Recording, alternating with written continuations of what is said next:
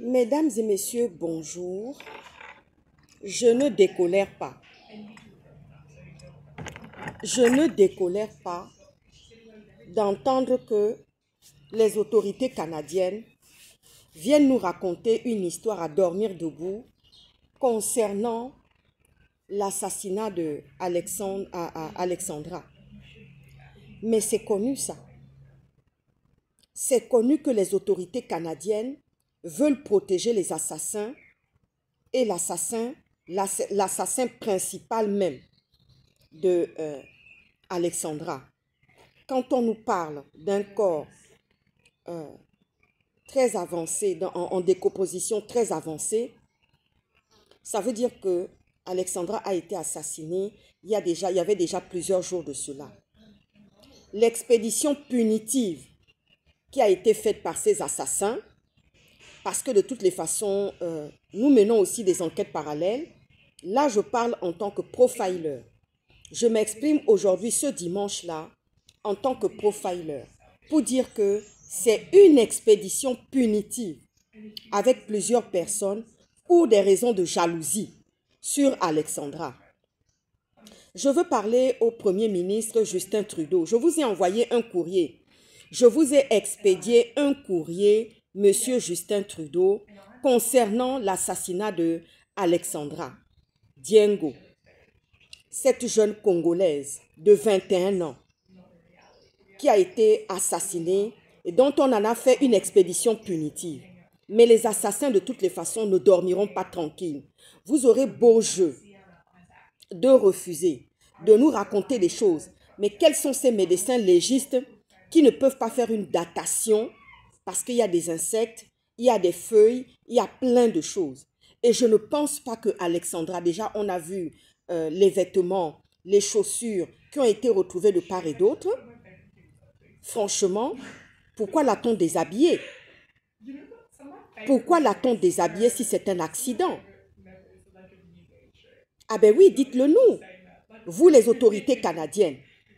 Dites-nous pourquoi est-ce qu'on a retrouvé des vêtements épars de part et d'autre, de part en part, sans compter les chaussures. Dites-nous. Monsieur Justin Trudeau, Premier ministre du Canada, jamais ce genre de cas ne se serait produit même infiniment en France. Et pourtant, en France, il y a des racistes aussi. Mais pas en grand nombre comme vous êtes au Canada.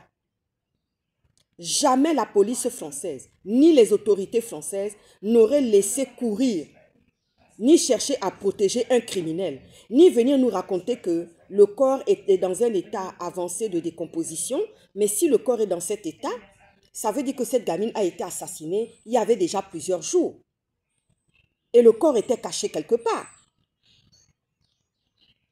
Ah oui.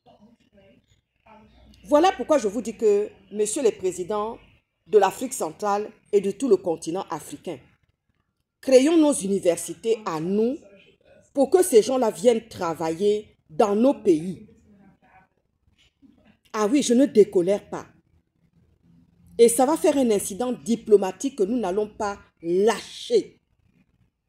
Parce que cette jeunesse africaine-là, elle ne va pas être sacrifiée de cette manière. Vous savez, je vais vous dire quelque chose. Il y a des prophéties qui sont déjà sorties pour dire que oui, les Africains retourneront dans leur continent.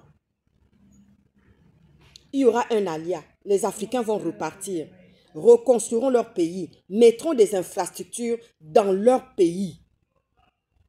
Parce que c'est dans nos pays que vous venez chercher les matières premières pour mettre dans les portables, pour mettre dans toute la sécurité, les caméras de vidéo que vous mettez de gauche à droite. Comment ça se fait-il qu'on n'arrive pas à exploiter la téléphonie concernant le téléphone de Alexandra et ensuite concernant aussi les assassins? Parce que je ne parle même pas de présumés assassins. Qu'est-ce que Alexandra serait partie faire au bord d'un lac? Il fait froid. Avec ce temps, et pourquoi a-t-elle été déshabillée? Pourquoi les vêtements se sont retrouvés de part en part? Je parle en tant que profiler. Monsieur Justin Trudeau, Premier ministre du Canada, prenez le téléphone et appelez-moi. Appelez-moi pour qu'on puisse en parler et en discuter.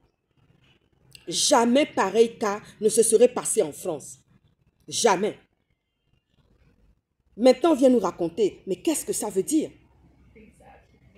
Cédric Okosongo, tu as vu que l'assassin d'Alexandra, le soi-disant amant ou petit ami, je n'en sais rien.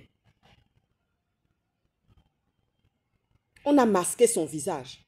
Pendant ce temps, vous, vos visages-là, on connaît vos visages. Et vous êtes traqués matin, midi et soir. Je vais répondre aussi à cette Africaine Bantou qui est venue parler pour dire que oui, Alexandra est restée trop longtemps à l'étranger, au dehors. Madame, c'est parce que c'est l'enfant de l'autre. C'est l'enfant d'une maman qui a perdu sa fille unique que tu sors pour venir parler. Et pour nous raconter que oui, au Canada, il n'y a pas ce genre de situation, qu'elle avait déjà un petit copain. Viens nous dire à quel âge toi tu as connu les hommes avant de venir parler d'Alexandra. C'est dans son âge. C'est dans son âge. Sa mère n'avait pas dit qu'elle allait aller au couvent, qu'elle allait devenir une bonne sœur. Quand on regarde Alexandra, c'est une fille adorable. C'est un ange, comme Dina l'était. Et oui, comme Dina l'était. Je ne fais que recevoir les condoléances. On ne fait que m'envoyer les condoléances pour dire que le Canada, c'est la foutaise, c'est la connerie. Je me souviens d'un bon copain qui était à Bessieux, un copain avec qui on s'entendait très très bien, Zef. On l'a trouvé pendu dans sa chambre. Il était en colocation avec des Canadiens. Jusqu'aujourd'hui, c'est un Gabonais. Jusqu'aujourd'hui. Jusqu'aujourd'hui, on n'a pas retrouvé les assassins. Et c'est une affaire qui date de 90. C'est un très beau copain, un très très bon copain avec qui on s'entendait super bien. On avait le même âge. On l'a trouvé pendu dans sa chambre. Et on soupçonnait que c'était les colocataires qui étaient mêlés dans cette histoire. Peut-être que les Gabonais de notre génération ont déjà oublié. Mais moi, je n'ai pas oublié ça. Je n'ai pas oublié parce que mes parents m'ont accompagné à ce deuil-là. Je ne tenais pas sur mes jambes. J'ai commencé à développer une anorexie rien que par la perte de Zef qui s'était soi-disant suicidé dans sa chambre. Alors qu'il ne s'était pas du tout suicidé parce qu'on le connaissait. C'était un enfant de bonne famille. Il avait la joie de vivre. On nous a inventé toutes sortes d'histoires. Jusqu'aujourd'hui, on n'a jamais Gabonais. Monsieur le président de la transition, Brice Clotaire Oligui Nguema, c'est peut-être un fait dont vous ne vous souvenez pas, 90, vous ne vous souvenez peut-être pas, vous n'avez jamais entendu peut-être parler de cette histoire, mais c'est mon meilleur ami, c'est un copain, nous étions ensemble à l'école. On l'a retrouvé pendu dans sa chambre. Et il était en colocation. Il y a beaucoup de choses qui se réveillent actuellement avec le Canada. Monsieur Justin Trudeau, ne réglez pas ce problème-là. On sait comment les policiers canadiens sont racistes. Comment ils n'ont pas l'habitude de régler les problèmes. Monsieur le président Tshisekedi, prenez autorité. Parce que ces gens-là viennent chez nous, au Congo. Ils viennent non seulement en Afrique centrale et au Congo pour prendre des matières premières, pour mettre dans leur portable. Tout ce qu'ils ont là, ça vient de chez nous. On vient nous raconter quoi? Qu'est-ce qu'on vient nous raconter? Le petit garçon qui a été brûlé au 2e degré, le petit garçon ivoirien, la Canadienne qui est sortie avec de l'eau chaude pour lui verser ça. Elle est en liberté surveillée. Elle est en liberté surveillée en attendant son procès. Pendant ce temps, le petit garçon ne peut plus jamais repartir à l'école. Il souffre de ses brûlures, de ses blessures.